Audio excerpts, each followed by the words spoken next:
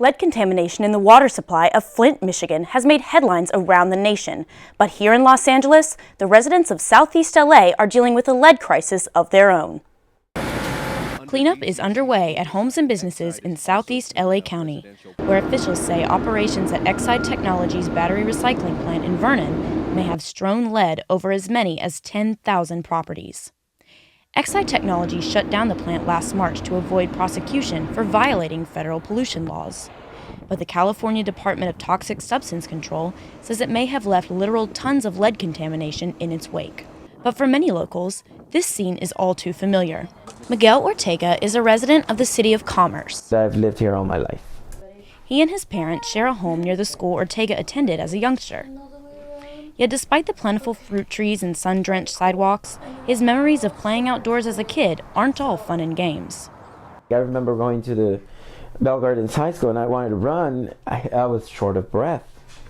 I was always short of breath, and I'm like, I know I was a little bit overweight, but I wasn't that overweight. Yeah. But I felt like if it was hurt, my lungs were hurting every time I would go running, and I was like, why are they hurting here? But I would go to the city of Santa Maria and run over there, and I had no problem. Ortega's home is outside the zone of the highest contamination, but he asked the DTSC to check his soil anyway, just in case. The results? They checked everything, and there was two or three major spots where it was contaminated, which is right here in the corner and by the back of the garage and on the side of the close to the electrical post.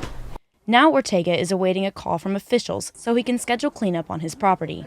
He is frustrated that his 3-year-old nephew can't enjoy the backyard and wonders whether he and his siblings might have unknowingly put themselves at risk while playing outdoors as kids. He never knew that. I remember my brother and sisters playing in the soil. But what makes lead so dangerous, especially to young children?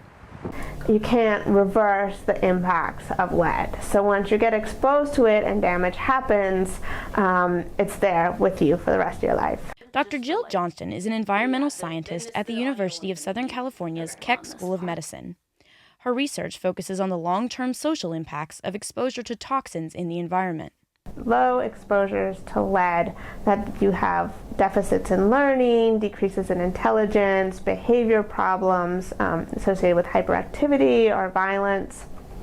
And these have sort of long-term consequences for the kids that are exposed.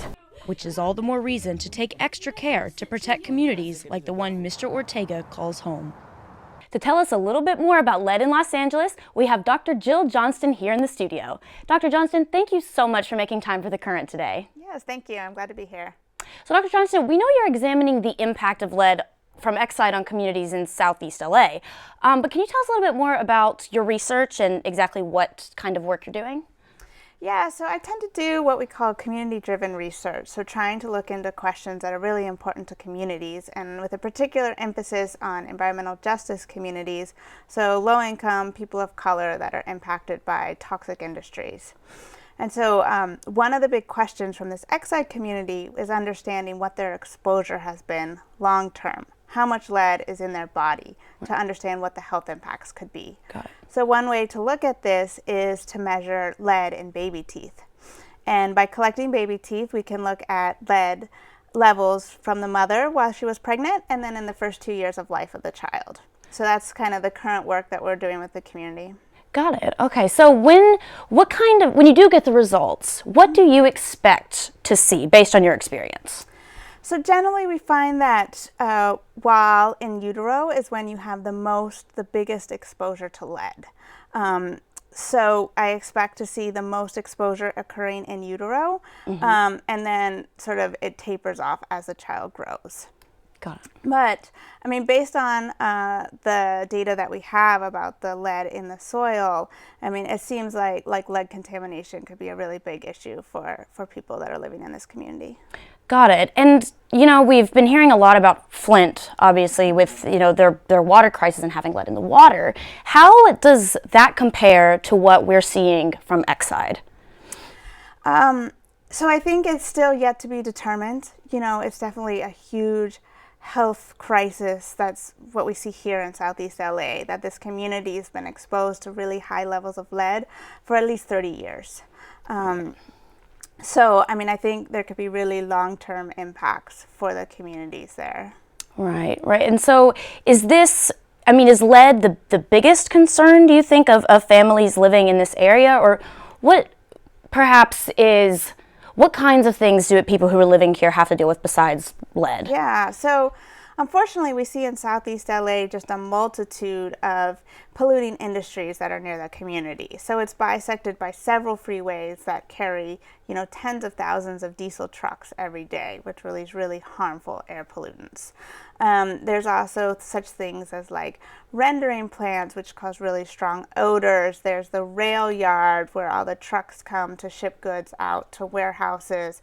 So there's multiple sources of toxins in the community. That's all adds extra burden onto what it means for people's health.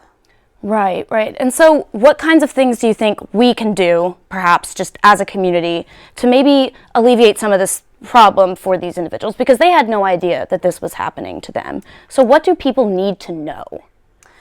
So I think it's really important that we do a comprehensive and complete cleanup of the soil in the area, so we stop, additional people from being exposed to lead.